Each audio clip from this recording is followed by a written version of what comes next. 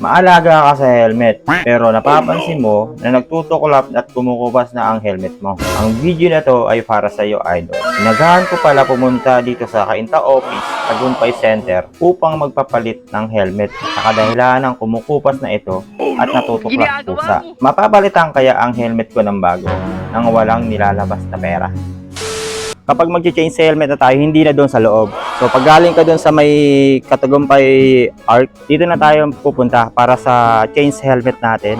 Dito kayo pupunta sa proseso ng change helmet, hindi na doon sa loob, hindi na doon sa kabila. So yung kailangan nyo muna mag-fill up dito ng link na to para sa mga faded helmet. Tapos dito na tayo pupunta kay sir. 2 years na rin yung helmet natin, pero eto na yung kinalabasan natin ng helmet. Nag-fade na talaga siya. Oh no! Pag picture po sir dito po, nakalagay po.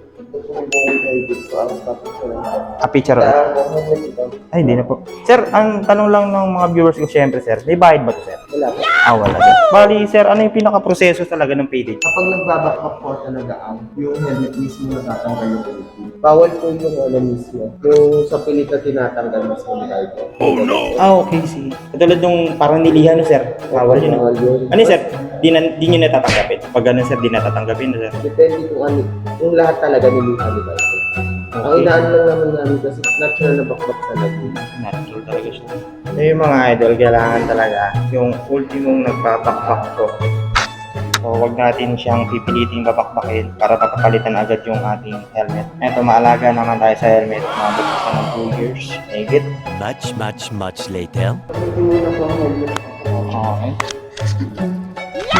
Tapos bibili kami ng Tagumpay State. Opo, 2 piraso na po. Yung spray lang 2.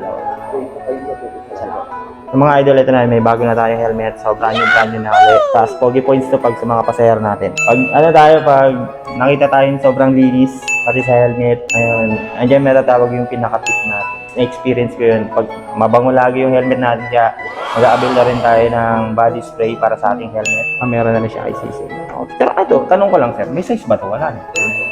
Large na po, standard size natin. Yung sa akin, may size ba? Medium kasi kasi unang batch na. Ayun, medyo, may size. Pero nga pala, pag mag-a-avail kayo dito mga idol, kailangan may laman lagi yung top-up wallet natin.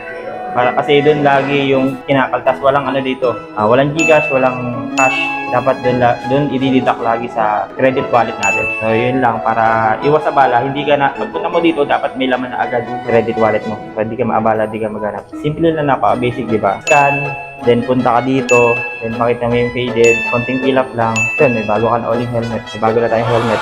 Sir, anong pangalan po nila, sir? Shoutout na lang tayo. Okay. Saan pa kami? Yun. Salamat po.